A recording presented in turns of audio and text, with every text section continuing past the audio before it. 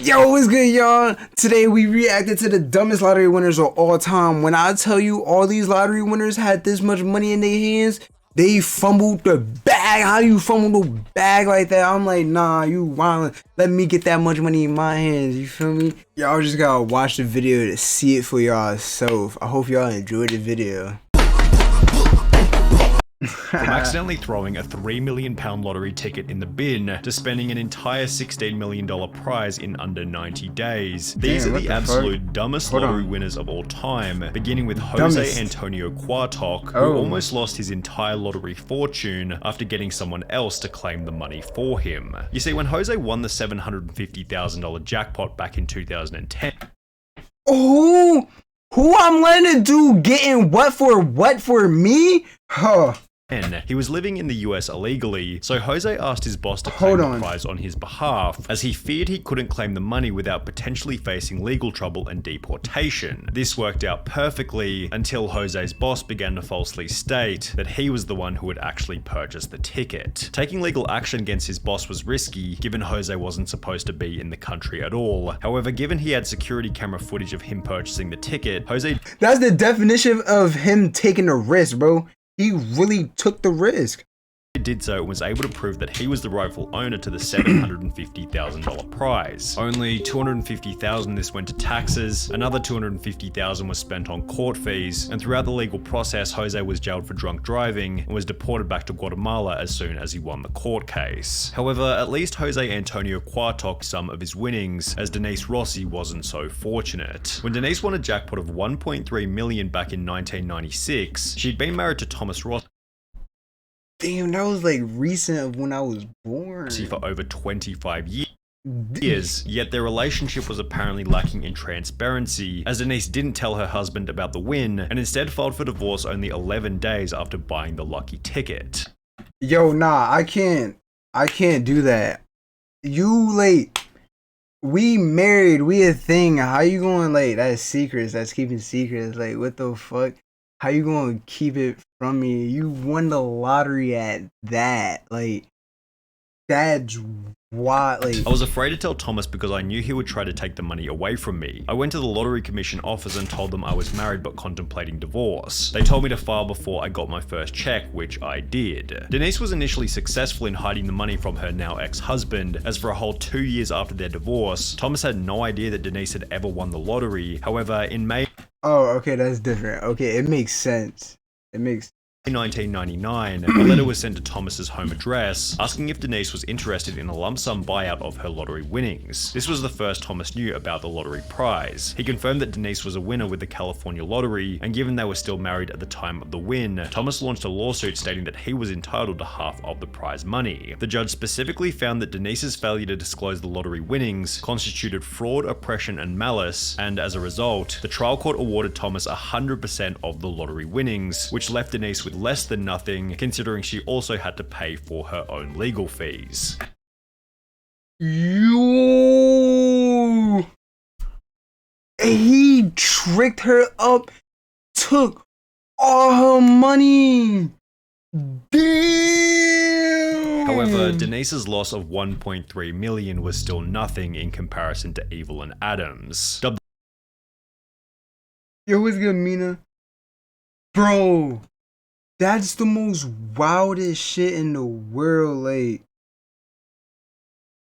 how can you, like, why get married if niggas knew they was like that with each other? Like, oh hell no. The luckiest woman in America, Evelyn Adams became the first person in human history to win the lottery twice, initially for $3.9 million in October 1985, before winning another $1.4 million only 4 months later. With the probability of this win being approximately 1 in 17.3 trillion, Evelyn seemed to realize that she had no lottery luck left by stating that she was going to quit playing, and instead began to buy various businesses, including the convenience store where the lucky tickets had been purchased. While you could argue that this was a smart move, Evelyn still hadn't fixed her gambling problem, and instead of buying more lottery tickets, she instead took the rest of her winnings to the Atlantic City casinos, where she lost her entire remaining fortune to the slot machines. Without any money left, her businesses failed one after the other, and by 2012, Evelyn was living in a trailer park, while stating to the media, winning the lottery isn't always what it's cracked up to be. Kelly Rogers likely had a similar outlook,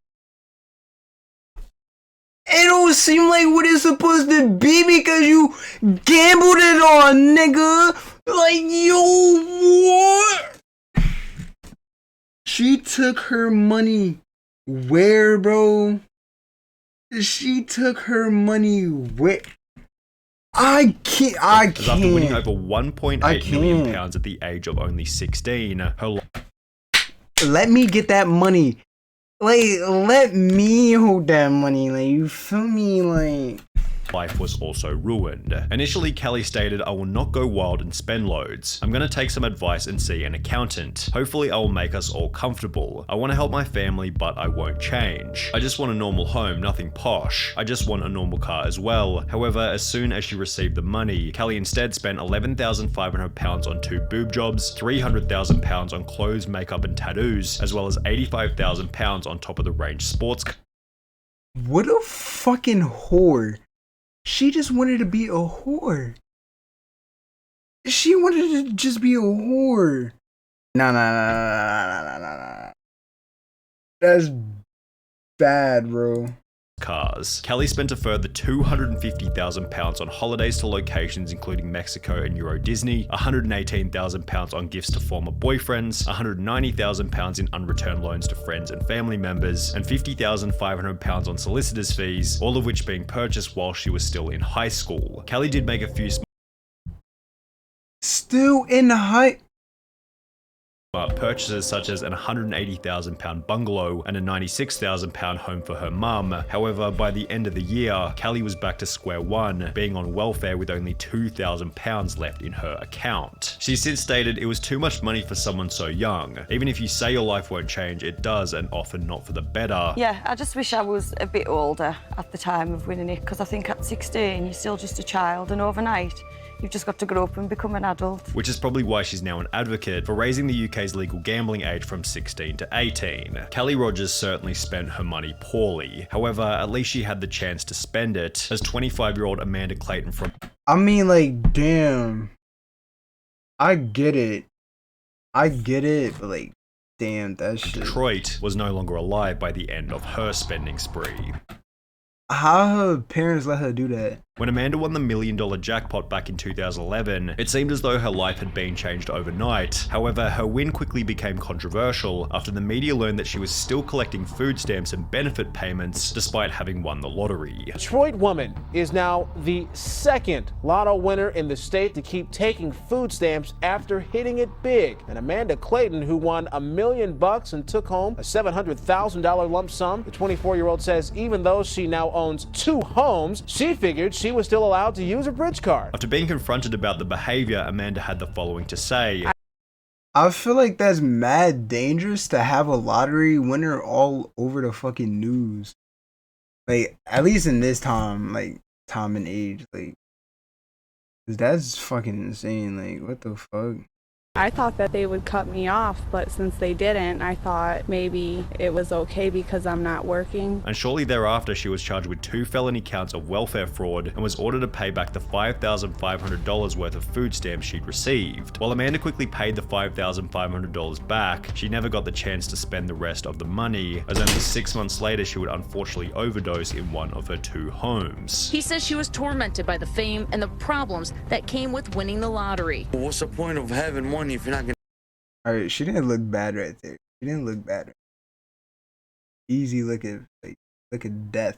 Have happiness. He says she didn't want the money anymore and bought things for her family and set up college funds for her children. He says she only had $67,000 of her winnings left. The end to Amanda Clayton's story was somewhat unexpected. However, a 2-second glance at Ryan McGee is more than enough to predict that this lottery win.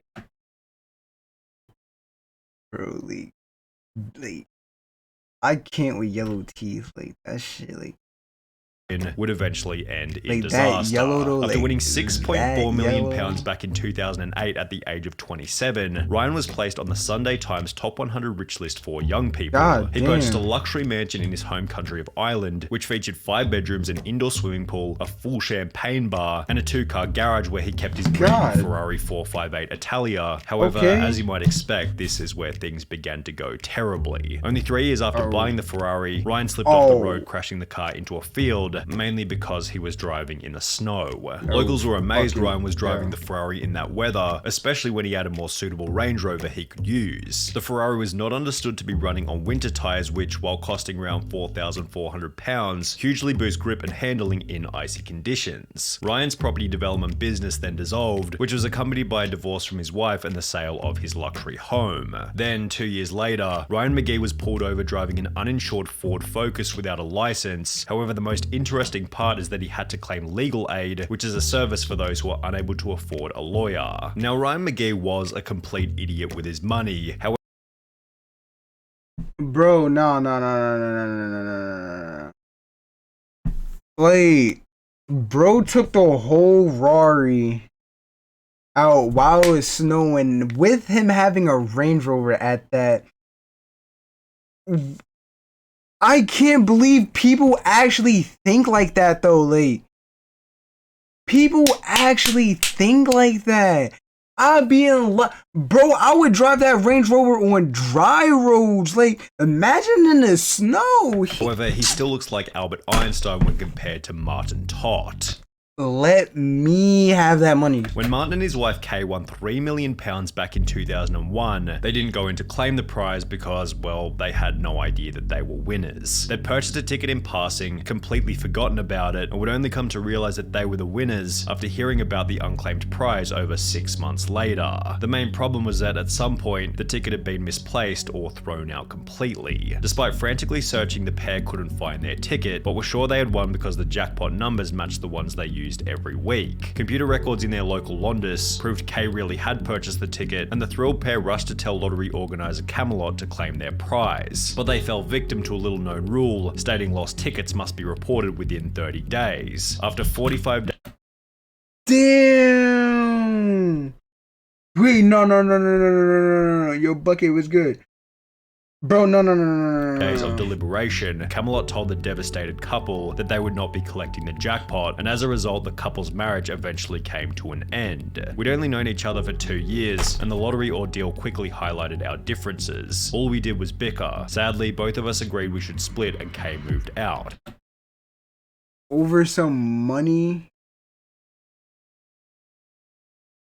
Martin seems to have convinced himself that losing the ticket ended up being a good thing, having stated, "For a long time I lost sight of who I was and what I believed in, but I can honestly say I'm glad I didn't get the $3 million now. There is no guarantee it would have brought me happiness, and if there's anyone else who would have agreed with this statement, it definitely would have been the most miserable lottery winner of all time, William Post. When William won a $16.2 million jackpot back in 1988, he had just $2.46 in his bank account and was able to purchase the lucky ticket by selling a ring for $40 to a local pawn shop. This, in conjunction with the time he'd spent in jail for cashing invalid checks, highlighted William Post's awful money management skills and acted as foreshadowing for how poorly his lottery win was eventually going to be spent. Only 84 days after receiving the $16.2 million, William Post had spent the entire fortune on a boat, a lease for a restaurant in Florida, a used car lot, as well as a private jet. However, even after all of the money had been spent, Post took on a further $500,000 loan to purchase a mansion in Oil City, Pennsylvania.